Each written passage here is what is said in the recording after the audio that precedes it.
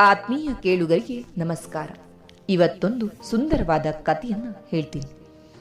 ಒಬ್ಬ ಸನ್ಯಾಸಿ ದೇಶ ಪ್ರವಾಸ ಮಾಡ್ತಾ ಒಂದೂರಿಗೆ ಬಂದ.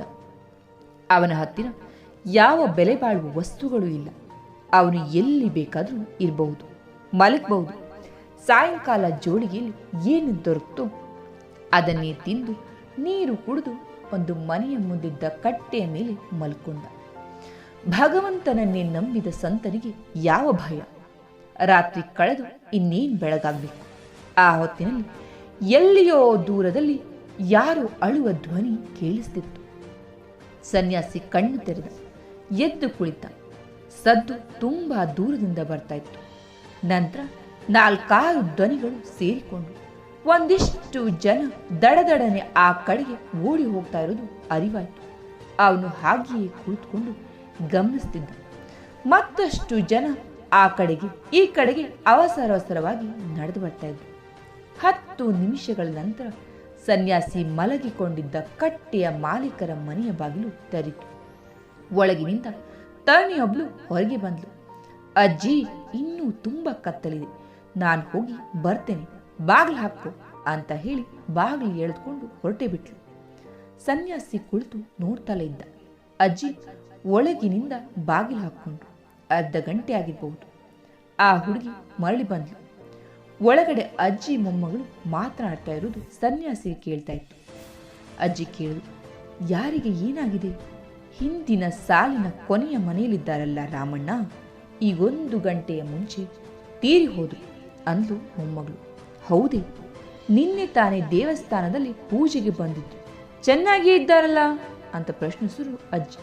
ಹೌದಜ್ಜಿ, ನಿನ್ನೆ ರಾತ್ರಿ ಕೂಡ ಚೆನ್ನಾಗೇ ಇದ್ರಂತೆ. ಮಧ್ಯರಾತ್ರಿ ಎದ್ದು ಹೆಂಡತಿಗೆ ಸ್ವಲ್ಪ ನೀರು ಕೊಡು ಅಂತ ಕೇಳಿದ್ರಂತೆ.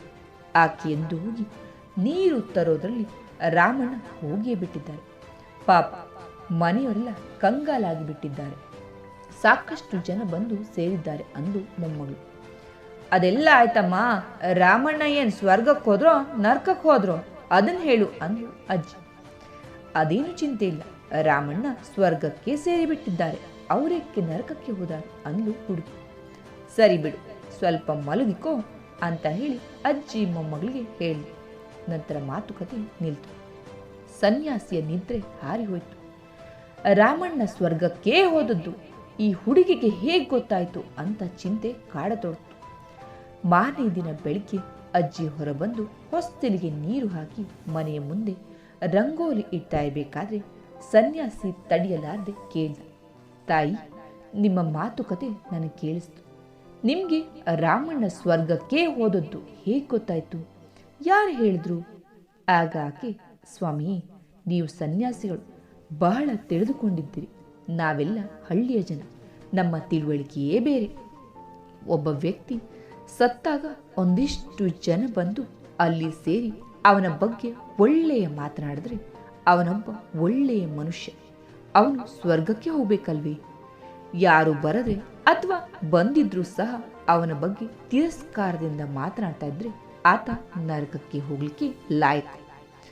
ವ್ಯಕ್ತಿ ಸತ್ತಾಗ ಜನ ಮಾತನಾಡುವುದೇ ಅವನ ಚಾರಿತ್ರ್ಯದ ಪ್ರಮಾಣ ಪತ್ರ, ಬೇರೆ ಯಾವ ಮಾಪನವೂ ಬೇಡ. ಆತ್ಮೀಯರೇ, ಇದೆಷ್ಟು ಅರ್ಥಪೂರ್ಣ ಕಥೆ ಅಲ್ವಾ? ಸಾಕ್ರೆಟಿಸ್ ಹೇಳ್ತಾನೆ, ನೀವು ಸತ್ತಾಗ ಎಷ್ಟು ಜನ ಕಣ್ಣೀರು ಸುರಿಸ್ತಾರೋ ಅದರ ಮೇಲೆ ನಿಮ್ಮ ಜೀವನದ ಯಶಸ್ಸಿನ ಅಳತೆ ಆಗ್ತದೆ ಅಂತ. ಈ ಅಳತೆಗಳು ಸರಿಯಾದದ್ದಲ್ವಾ? ಒಮ್ಮೆ ಯೋಚನೆ ಮಾಡಿ. ಕತೆ ಅರ್ಥ ಆಯಿತು, ಇಷ್ಟ ಕೂಡ ಆಯಿತು ಅಂತ ಭಾವಿಸ್ತೀನಿ. ಕತೆ ಮೆಚ್ಚುಗೆ ಆಗಿದ್ದಲ್ಲಿ ತಪ್ಪದೇ ಲೈಕ್ ಮಾಡಿ. ಕಥೆಯ ಬಗ್ಗೆ ನಿಮ್ಮ ಅಭಿಪ್ರಾಯವನ್ನು ತಿಳಿಸಿ.